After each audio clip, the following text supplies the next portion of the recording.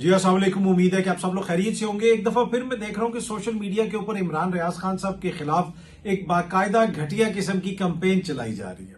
ये तासुर दिया जा रहा है कि जैसे इमरान रियाज कोई पाकिस्तान से डील करके भाग गया। भाई किससे डील करके भाग गया? क्या कुछ नहीं हुआ इमरान रियाज के साथ। अब ये जो लोग इस तरह की बातें करते हैं, ये इंतहाई सतही सोच के जो मालिक लोग होते हैं या फिर जिनको हालात का पता नहीं होता। और दूसरा, इसमें एक जर्नलिस्टिक ट्रेनिंग होती है, वो भी बड़ी इंपॉर्टेंट होती है। उसके ऊपर मैं आगे आपसे बात करूंगा।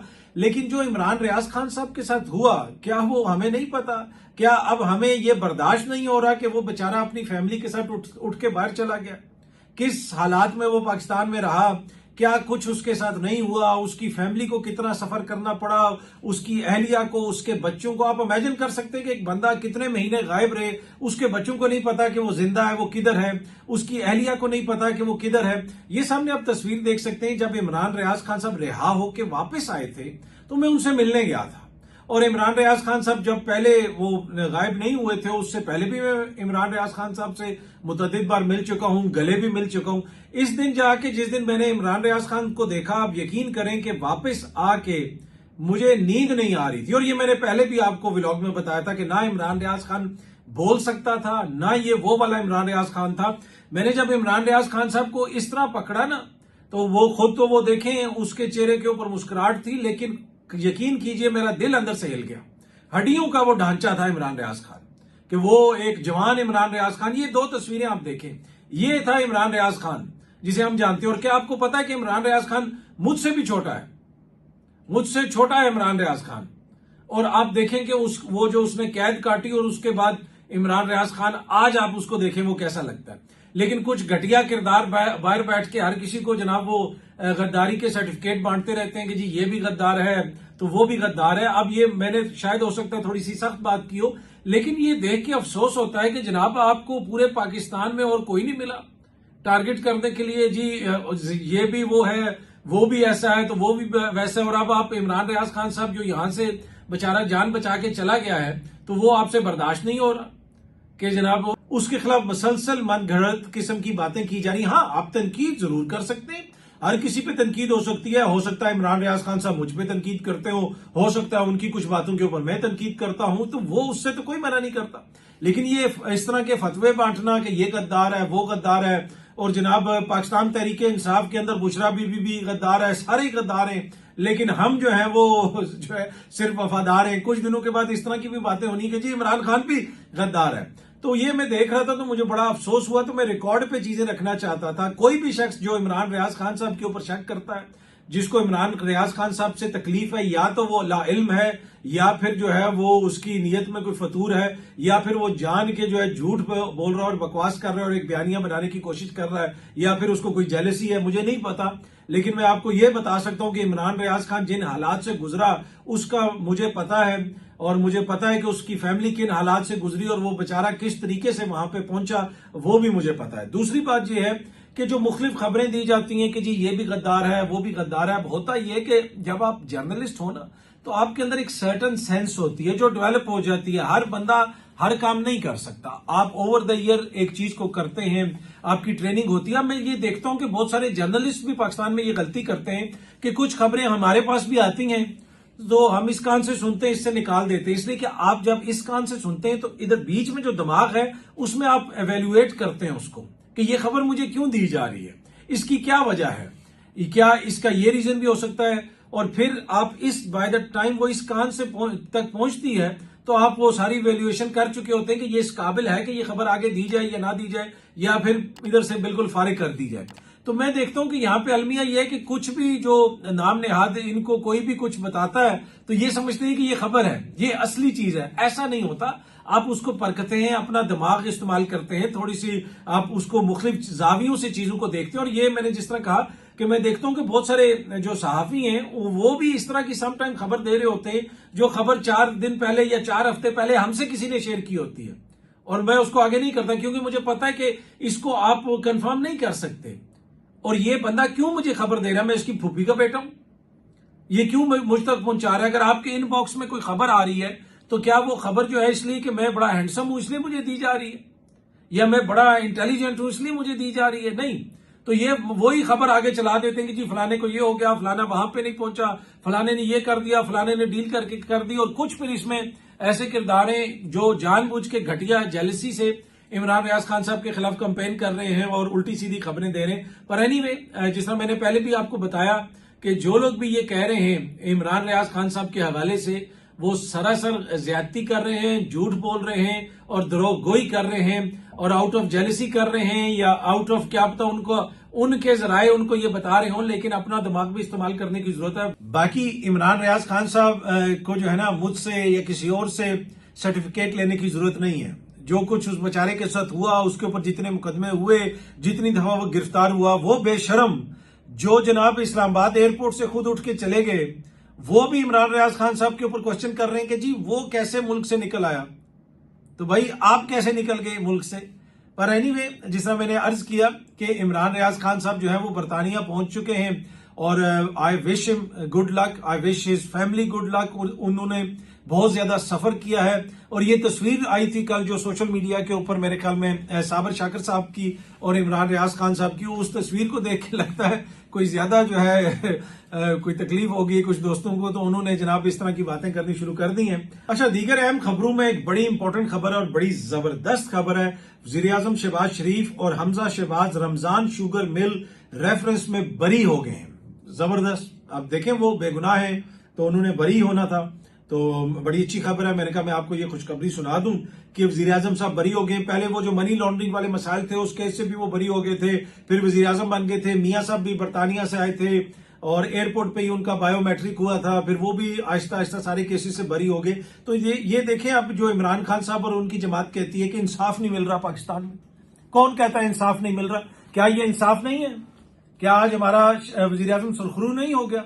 ये है जी, सामने नजर आ रहा है कि पाकिस्तान में इंसाफ मिल रहा है। मियां साहब के मुकदमात खत्म नहीं हुए, तो ये क्यों कहते हैं कि जी इंसाफ नहीं मिल रहा? मिल रहा है इंसाफ। और ये सामने इससे बड़ा और कोई सबूत हो सकता है कि शहबाज शरीफ साहब जो है उनको अदालत से ये इंसाफ मिला या नहीं मिला? तो ये इंसाफ मिल रहा है, आप लोगों को नजर नहीं आ रहा। आप अपने जो है ना ये चश्मे तब्दील करें और अपना जाविया निगाह जो है उसको बदलें। इंसाफ तो पाकिस्तान में बड़ा जोर शोर से मिल रहा है और ठोक बजा के मिल रहा है इंसाफ।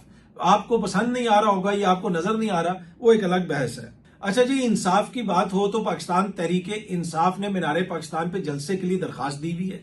ये सामने आप खबर देख सकते हैं। पीटीआई का मीनारे पाकिस्तान पर जलसा, डिप्टी कमिश्नर को दरखास्त पर आज ही फैसला करने का हुक्म दिया गया।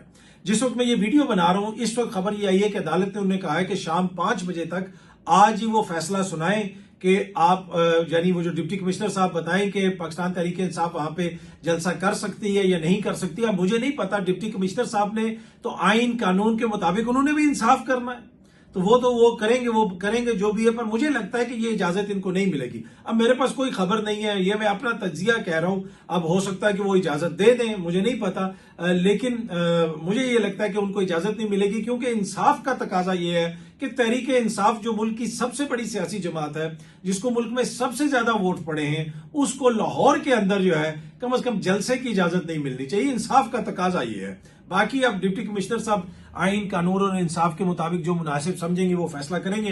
हो सकता है कि बाय द टाइम ये वीडियो आप देख रहे हो उस वक्त तक ये फैसला हो चुका हो, लेकिन मुझे ये लगता है कि इंसाफ तभी होगा अगर इनको इजाजत ना दी गई। बिलावल भुट्टो जरदारी साहब जनाब अमेरिका गए हैं और वो किसी ब्रेकफास्ट में वो कहीं पे कुछ तकरीब हो रही है, उसमें वो शिरकत कर रहे हैं और मैं देख रहा था चैनल्स के ऊपर खबर चल रही थी और उनकी तस्वीर वो इसके साथ भी सेल्फी ले रहे हैं, किसी सेनेटर के साथ, किसी कांग्रेस वुमेन के साथ, मतलब मैं मिसालें दे रहा हूँ, मुख्तलिफ जो बाहर की शख्सियात हैं उनके साथ वो सेल्फियां ले रहे हैं। अब हमारे हुक्मरान जाते हैं बाहर जाके वो तस्वीरें लेते हैं और तस्वीरें लेके भेजते हैं, मीडिया पे फैलाते हैं, सहाफियों से शेयर करते हैं या उनके दोस्त सहाफियों से शेयर करते हैं, ये तासुर देते हैं कि देखें जी दुनिया भर में हमारी कितनी पहचान है। लेकिन एक वक्त वो था कि पाकिस्तान के जो वज़ीर-ए-आज़म इमरान खान साहब थे, उनके साथ बरतानिया का वज़ीर-ए-आज़म कहता था कि यार मेरे साथ आप सेल्फी लें।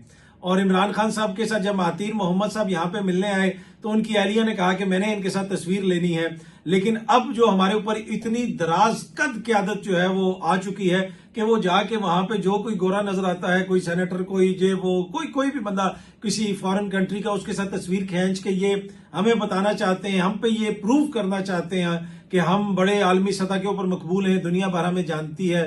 भाई, जिनको लोग जानते हैं और दुनिया जिनको कदर की निगाह से देखती है, उनको अपनी तस्वीरें नहीं शेयर करनी पड़ती, उनको खुद अपनी सेल्फियां नहीं लेनी पड़ती, बल्कि दुनिया उनकी तस्वीरें लेती है। जब इमरान खान साहब वहां पे गए थे, और आप देख लें कि इमरान खान साहब को ट्रंप ने जब तस्वीर खींची थी तो बीच में खड़ा किया था, एक तरफ उनकी एहलियां थी, एक तरफ इमरान खान साहब थे। और जब ये लोग जाएंगे या जब इनकी मुलाकात होगी तो हम देखेंगे कि जनाब इन्होंने किस किस्म की सेल्फियां लेनी है या क्या करना है। पर ये इतने बोने इस वक्त हमारे ऊपर हुक्मरान आ चुके हैं कि ये बाहर जाके लोगों के साथ तस्वीरें खींच के, वीडियोस बना के पाकिस्तानी कौम को मुतासिर करने की कोशिश करते रहते हैं कि देखें जनाब मेरी कितनी पहचान है या कितने लोग मुझे जानते हैं। ये वो रवैया है जो हम टिकटॉक के ऊपर देखते हैं कि लोगों की गाड़ियों के साथ या लोगों के दोस्तों के साथ या इधर खड़े होके उधर खड़े होके वीडियो बनाना, तस्वीरें करना, स्लो मोशन में वीडियो बनाना। ये टिकटॉक पे बच्चे करें तो वो क्यूट लगते हैं, लेकिन जब हुक्मरान ये हरकतें करने शुरू कर दें तो वो एक कौम के लिए यकीनन लम्हा फिक्रिया होना चाहिए। अच्छा जी, ये सामने जो आप खबर देख सकते हैं बड़ी इंपॉर्टेंट खबर है। बांग्लादेशी अवाम का शेख मुजीबुर रहमान की यादगार और रिहाइश गाह पर धावा तोड़ फोड़ के बाद आग लगा दी। अब ये शेख मुजीबुर रहमान साहब जो है वो हैं, उनका किरदार बांग्लादेश बनाने में किसी से ढका छुपा नहीं है। उनको बाबा कौम भी वहां पे कहा जाता है, उनके बड़े बड़े मुजस्मे थे, वो बड़े पॉपुलर थे। ये नहीं था कि शेख मुजीबुर रहमान वहां पे कभी पॉपुलर नहीं थे। शेख मुजीबुर रहमान ने पाकिस्तान के अंदर 160 से ज्यादा सीटें जीती थी।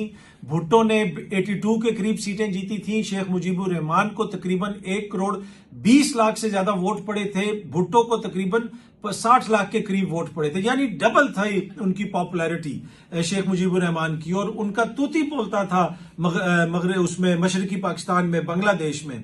लेकिन बाद में हुआ क्या आज जो लोग शेख मुजीबुर रहमान के मुजस्मे तोड़ रहे हैं, उनके घर को आग लगा रहे हैं, उनकी यादगार को आग लगा रहे हैं, वो इसलिए आग लगा रहे हैं कि वो समझते हैं कि शेख मुजीबुर रहमान ने कतर में कोई गलती कर दी थी या शेख मुजीबुर रहमान पाकिस्तान का गद्दार था तो इस वजह से वो जला रहे। नहीं, आज उसके साथ इसलिए ये हो रहा है कि जनाब वो जो इतना पॉपुलर शेख मुजीबुर रहमान था, उसकी बेटी ने वहां पे आके लोगों के डेमोक्रेटिक राइट्स छीने, वहां पे जमहूरियत पे शब खून मारा, लोगों को पकड़ा, अगवा किया, गायब किया, उनके ऊपर तशद्दुद किया, अपने लोगों को अदालत से लेके आर्मी तक हर जगह पे अपने लोग लगाए, लेकिन उसके बावजूद वो निजाम नहीं चला सकी, उसको भागना पड़ा। आज लोगों के अंदर जो नफरत है वो उसके इकदामात की वजह से है, और उसकी वो नफरत फिर आपको नजर आती है कि लोग शेख मुजीबुर रहमान का मुजस्मा भी जलाते हैं। और ऐसी लातादाद मिसालें तारीख में मौजूद हैं। बहुत सारे ऐसे लोग हैं जो इंतहाई पॉपुलर लीडर होते हैं, एक तरह से उनको फ्रीडम फाइटर के तौर पे देखा जाता है। आप मुगाबी को देख लें, जिम्बाब्वे में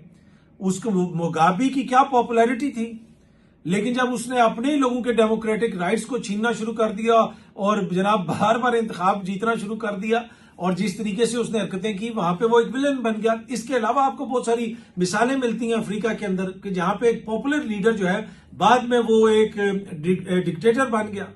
इसी तरह आप फिडेल कास्ट्रो को देख लें, उसके हवाले से बाद में उनकी जो क्यूबा के अंदर एक बड़े लोगों को तहफुजात हुए, लोग उसके खिलाफ हो गए, एक जमाने में वो बड़ा पॉपुलर था।